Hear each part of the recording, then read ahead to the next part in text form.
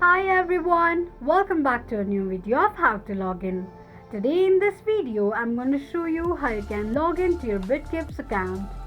Keep watching the video till the end.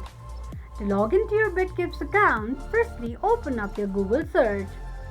On the search box at the top, type in www.bitkeep.com and make a search. The official page of Bitkeep application will appear on the screen. Click on three lines at the top right corner of the page and tap on Home. On the next page, tap on three lines at the top right side once again and click on Login option.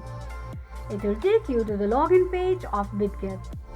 To log into your Bitget account, enter your email address and password associated with your Bitkeep account and tap on Login.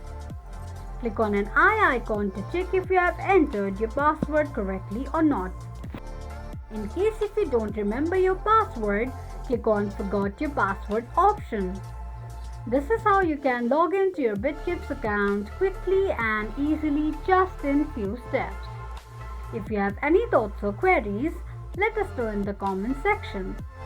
Don't forget to subscribe to our channel.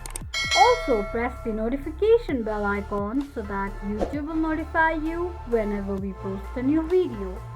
I hope this video was helpful to you. Thank you so much for watching.